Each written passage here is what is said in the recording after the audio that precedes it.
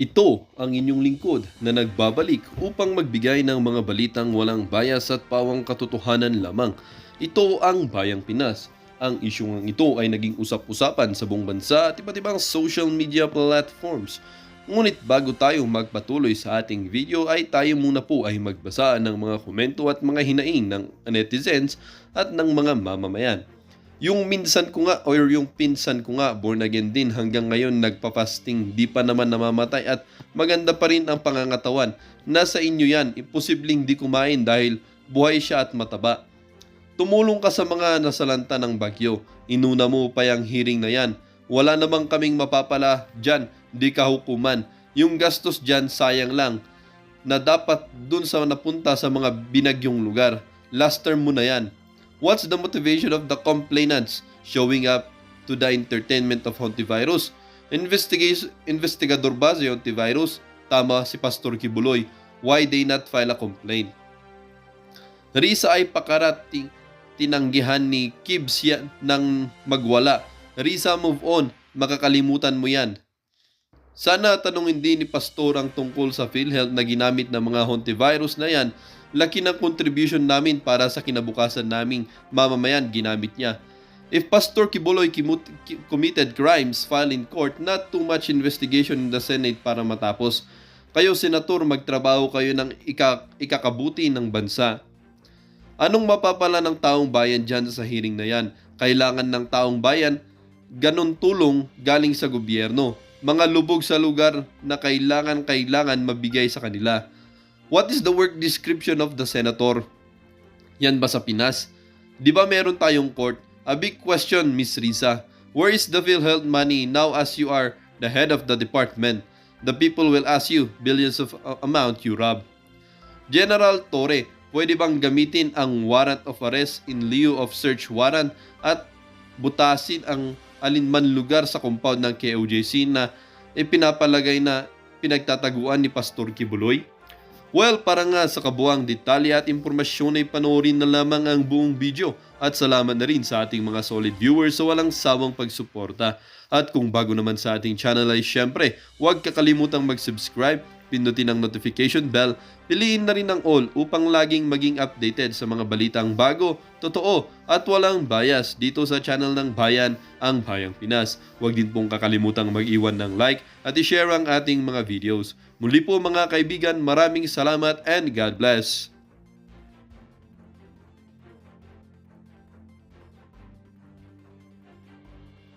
Buhanan yung kanilang mga sinasabi, kundi sa aking paningin ay kabaligtaran. Ngunit hinahamon ko po silang mag-file ng kaso. Ms. Teresita, si Ate Ging, mga patuloy po na follow-up questions ko sa inyong testimonya kanina. So, batay po pa rin po dun sa testimonyang binasa nyo kanina, anong taon nga po kayo sinimulang abusuhin ayon sa inyong testimony at alaala? It was in October of 1993. October of 1993. So, 31 years ago po. Yes po. Alright. Tapos ulitin ko lang po yung nabalitaan kong fasting o dry fast. So, hindi kayo pinakain, hindi kayo pinainom ng tubig. Ilang araw nga po ba ginawa ito sa inyo? At wala po bang kasamahan ninyo doon na sinubukang tulungan kayo? Of course, nobody would ever dare help me because upon instruction na hindi nga ako and they were not even allowed to talk to me, nor even to come near to me. So actually there were two sets of fasting given to me. One set was, there was straight 10 days fasting. There was no food, no water. It was Ninit Ukyas who gave me the list of instruction, and number one in the list is to do dry fast for straight 10 days. Wala pong mga katotohanan yung kanilang mga sinasabi, kundi sa aking paningin ay kabaligtaran. Ngunit hinahamon ko po silang mag-file ng kaso. Sino po nagbigay ng instruction? Ninit Okyas. Nenet Okyas. Yeah. Okay po. And then I only was able to eat a little amount of rice and viand on the 39th day, because when you have you had fasted, hindi naman kailangang kakain ka agad. So there was water, then then lugaw, and then finally on the 39th day, that was the time I was able to eat rice. And then after that, there was that second round of fasting, which was even more miserable. It started on February 6, 1999, and there were other workers also. And that was very miserable because it was like this. We were given 5 days or sometimes 7 days. It was a kind of a series of fasting. The first, second, third days were for dry fasting, meaning you were not allowed to drink, of course, to eat food, dry foods. And on the fourth, sometimes it's water, sometimes it's sometimes it's lugaw.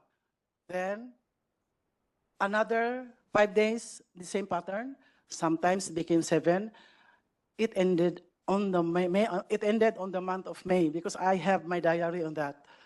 Wala pong mga katotohanan yung kanilang mga sinasabi, kundi sa aking paningin ay kabaligtaran. Ngunit hinahamon ko po silang mag-file ng kaso. So yung pangalawang dry fasting, 3 buwan, na may iba't ibang klaseng fasting for 5 days or 7 days, 1 to 3 days na dry fasting. On the 4th day may tubig o yung yung pinakuluan ng sinaing, 'di ba? Yung pinapainom ng mga lolo't lola natin sa mga baby nung panahon ng World War II. Yung sabaw ng ano po? Sabaw. Sabaw ng lugaw Yes po. or lugaw. So over 3 months may ganitong series ng mga iba't ibang klase ng dry fasting. Yes po. But I was together with other workers also because they were also punished, but I was the longest. I stayed there for the longest 3 months. And yung una pong dry fast, yung unang set ng pagpapadry fast sa inyo na 10 araw, walang pagkain, walang tubig. 10 araw na walang tubig at 10 araw na walang pagkain? Yes po, that's true. Paano niyo po na-survive yun? I did not even think I would survive Opo. because of course the place was cold. And then every time in the morning when I took a bath, so parang doon ko na lang nalalasap yung tubig. Kaya I keep taking a bath 3 times a day. Iniinom nyo na lang yung Halos, hindi ko napainom tubig kasi pampaligo. natatakot ka namang baka masira yung tiyan mo. Parang ganun lang, parang And after 39 days, ganun ulit, pinainom muna kayo ng tubig, ng and then pinakain ng lugaw, and finally, kanin. yes, on the 39th day. But there was a month, I think it was month of December, may kinain na rin ako doon. Kaya lang, again, maybe they were not satisfied with the result. Maybe they wanted me to really slowly kill me.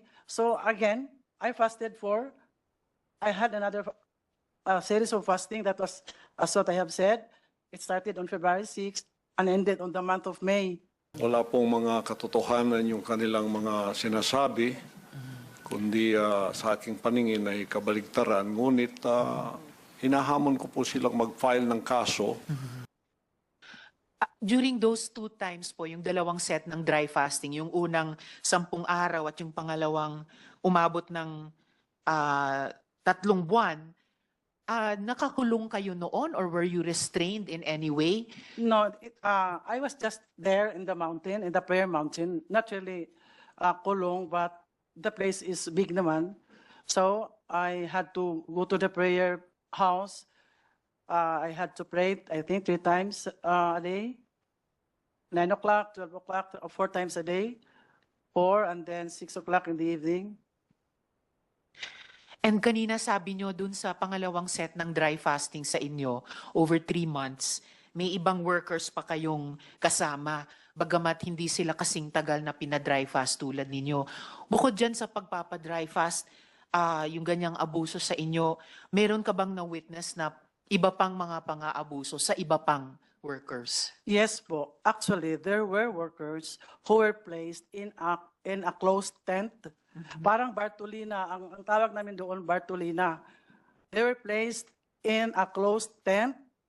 There were even torches placed around because during the evening they would put fire on the torches, and then they pulled and peed inside the tent, closed tent, and then of course they suffered too much heat in daytime and the colds in the evening, but eventually they managed to escape one by one.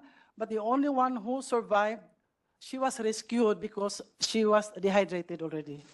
Wala pong mga katotohanan yung kanilang mga sinasabi, kundi sa aking paningin ay kabaligtaran. Ngunit hinahamon ko po silang mag-file ng kaso. So the only one who survived, na-rescue, Yeah, it was Lani Alfaro. dehydrated, si Miss Lani Alfaro. Ano po nangyari dun sa ibang nag-escape dun sa mga tents na yon? Actually, because there were ministers who were also used as their security guards, they were actually helped by the ministers to just escape. So may mga minister din naman na naawa sa kanila at Meron din po. tinulungan silang makatakas. Yes po. Okay. Tapos, Ms. Teresita Atiging, tama po ba na naging subject kayo ng attempted assassination? Ito po ba yung sinabing ginawa ng Angel of Death? Of course, I would really think that way because I was just a mere worker, a civilian, and then why would these people come to my place, bring those firearms? They were there, and if it was only to serve the warrant of arrest for my co-ministers, why would they have a backup car? And I was made to believe that it was really their intention to harass me and to terrorize me in my place. May dala po silang warrant of arrest? Saan Yes. galing po yung warrant na yun? As I have stated, there was actually one minister who had a problem, no? Then he was gunned down in Davao City. Then I actually helped him settled in my place. And then Ito po yung nag-survive ng assassination attempt. survived. Then he was served by that warrant of arrest. And then, because he was in my house, I helped him actually. So nung pumunta yung mga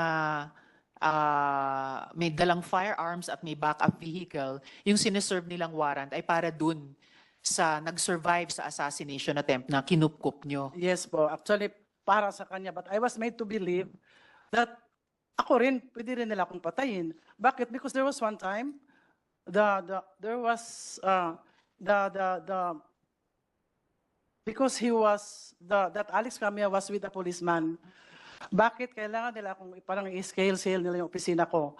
Bakit parang tinitingnan nila kung nasaan ako doon? Kung ang gusto lang talaga, if they really wanted the warrant of arrest to be served with that person, why came to my office? For what?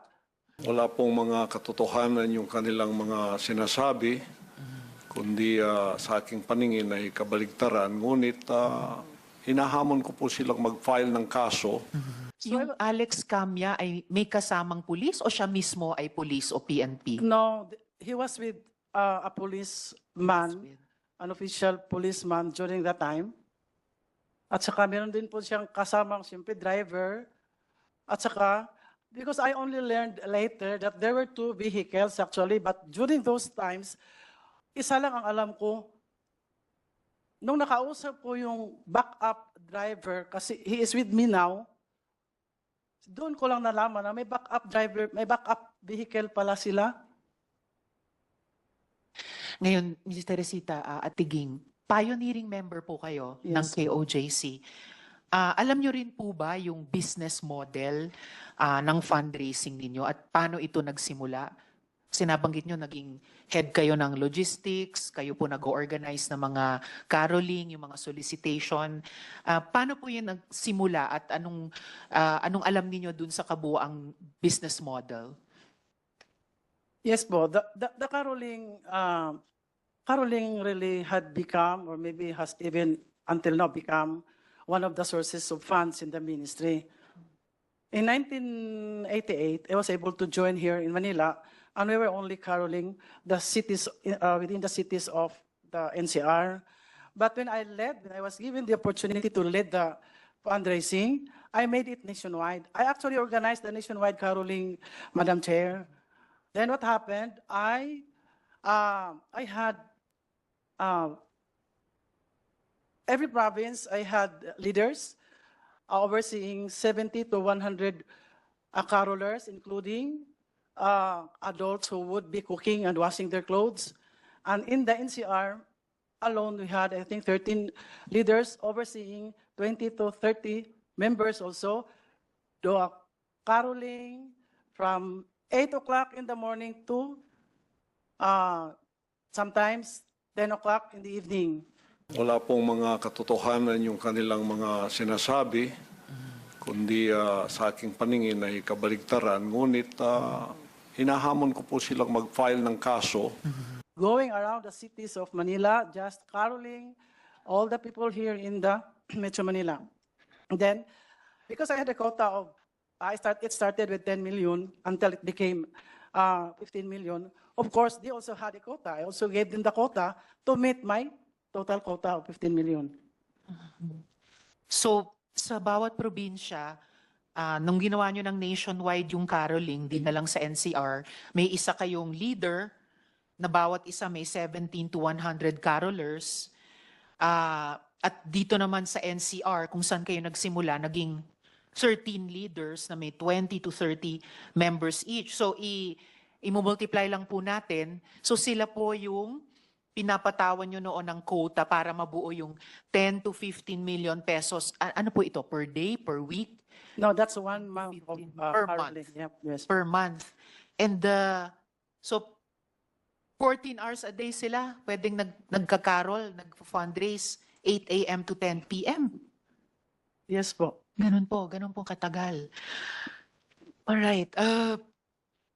Dagang salamat, Ms. Teresita Atiging. Please stay on sa hearing natin dahil yung mga kasama kong senador, mga kauban ko, including our minority leader, may have questions for you. Yes, the minority leader would like to interject now. You have the floor, Senator Okay. Coco.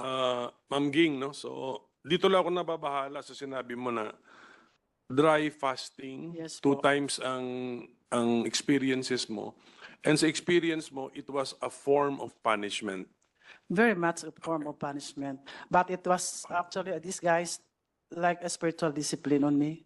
Okay, Because but pero it was presented still as a disciplinary measure. Yes po. But have you seen dry fasting as a form of a ritual or not as a form of a punishment?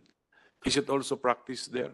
Actually, there were 2 meanings, no? Of course, when we were instructed to do dry fasting, we would always consider it as our sanctification, as our cleansing on us, because we would always believe that we were always made to believe that we were sinners, and we do accept that we were sinners, so we had to go through fasting. In the 2 particular, sa mention mo kasi dalawa, ang particular Yes po. cases, hindi ko na matandaan yung mga months.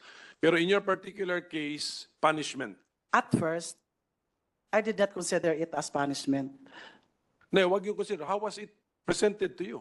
You have to undergo dry fasting as a punishment? Spiritual discipline on the first, talaga spiritual discipline. Kung andun yung discipline, punishment. Di ba? Okay. Yung Yes. pangalawa, Yes po. yung pangalawa, was it what? A punishment also, yung pangalawa? Mas lalong punishment on the second round. Maybe because they saw me alive still kicking. It was not their intention to really see me alive. Okay. That's why I had my second series of fasting. But sa observation mo, tagal ka dyan sa kingdom meron, you also undergo fasting as a part of a ritual, not as a punishment. Tama? Yes, there were many times. As severe as dry fasting? No, mine was actually was the worst. Yun yung mga fasting na alam natin, yung babawasan Yes, mo lang yung yes, quantity ng kakainin mo, siguro ganun, ano? Yes, Yun ba yung meaning ng, yun yung sa ritual? Yes, Dadako na po ako kay Apollo Quiboloy. So, Mr. Quiboloy, bibigyan ko po kayo ng pagkakataon na magresponde sa mga akusasyong ito. At marami po sila. Pero unang tanong po, ilan ang miyembro ng KOJC? Salamat po, Madam Chair, sa pagkakataong ito na makaharap ko ang lahat ng mga nandirito at narinig ko ang kanilang mga testimonya. At magpasimula po tayo kay Ms. Valdehuesa. Pastor Kibuloy, Mr. Kibuloy, Madam yung Chair. tanong ko muna, ilan ang miyembro ng KOJC? More or less po sa tingnan ko po muna ang exact na Kahit in estimate po. more or less po including mga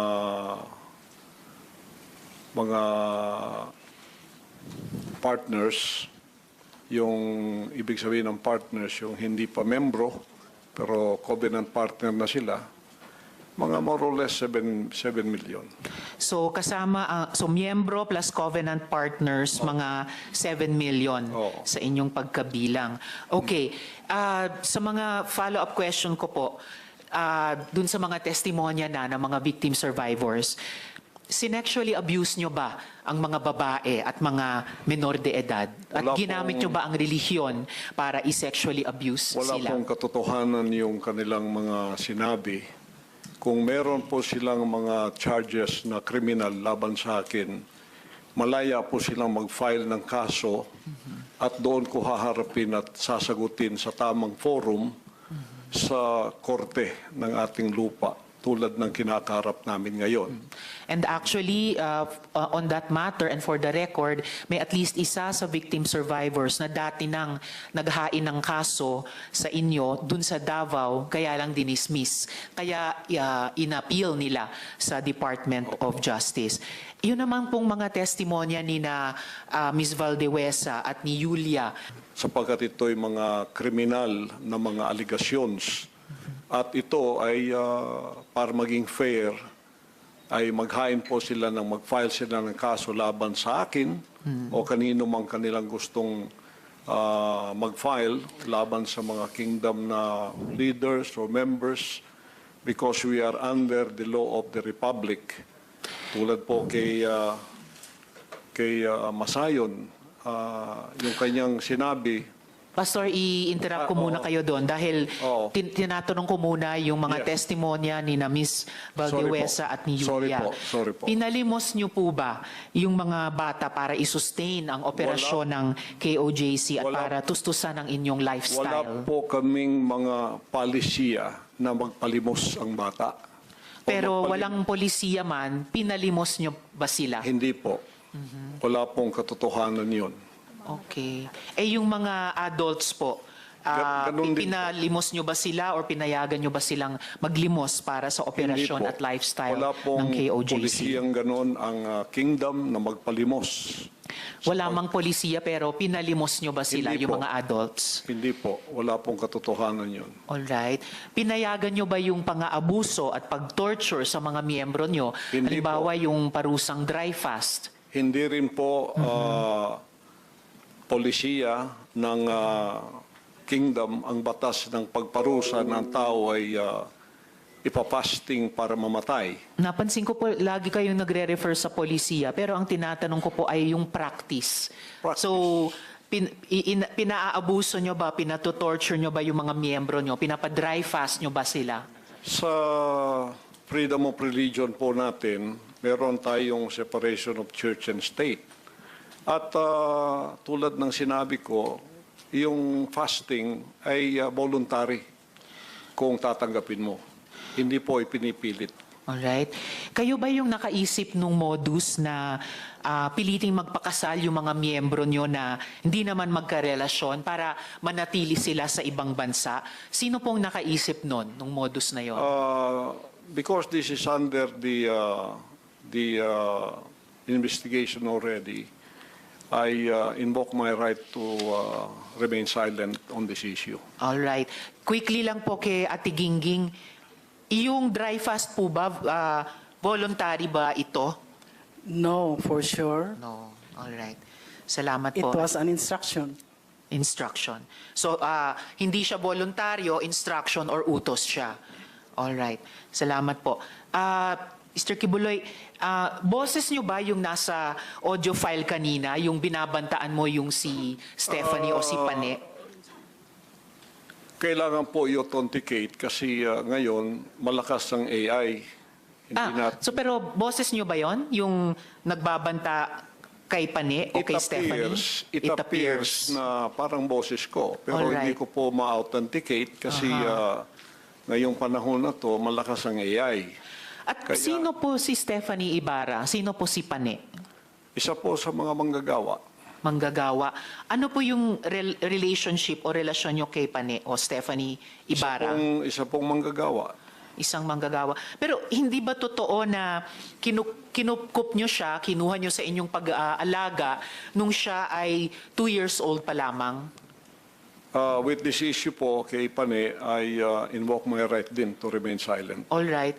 So, pero sa pagkaalam po namin, inalagaan nyo siya nung bata pa lamang siya. So, parang naging tatay kayo ni Stephanie o Pane Ibarra. Tama po ba? I invoke my right to remain silent Invoke. po sa issue na yan. Okay. Kasi sa audio file naman po, sa kabila nung sa pagkaalam ay kinupkup nyo siya nung 2 years old pa lamang, bata pa lang siya, na parang naging tatay kayo niya. Pero sa audio file, bakit parang asawa? Asawa nyo kung ituring itong si Stephanie o Pane. I invoke my right to remain silent on that Alright. issue rin po. Ngayon po, kino-confirm nyo po ba na meron kayong isang hukbo o private army sa inyong disposal? At ano po iyang tinatawag na angels of death? Yan po ay kasinungalingan at kung yan ay akusasyon, inihiling ko ang accuser na mag-file siya ng kaso laban sa akin. Okay. So, sinasabi nyo kasinungalingan yung isang hukbo na nasa inyong disposal. Opo. Pero ano naman po yung angels of death? Hindi ko po, imbento po nila yan eh. Imbento lamang. Ano ang, kanina po kasi sinabi po ni Sir Edward na yung, ano ba ito? Yung, saan na ba yung notes ko? Teka ha. Okay, Edward. Yung 2nd Metro Davao Signal Battalion ay may kaugnayan sa Task Force Davao. So, ano ang ugnayan kung mayroon ng Angels of Death dun sa DDS o Duterte Death Squad naman? Wala po akong personal knowledge niyan, so I Walang invoke personal my knowledge. right to remain silent on that issue also. All right. Tapos, pwede nyo bang ibahagi sa amin, mula sa perspektiba nyo, yung detalye ng law enforcement kung papaano nakuha nila ang kustodiya sa inyo? Pakiulit po. Mula sa inyong pananaw at karanasan, paano pong nakustodiya kayo sa kamay ng gobyerno, ng ating law enforcement With agencies? that issue po, I also invoke my right to remain silent. All right. Sige. May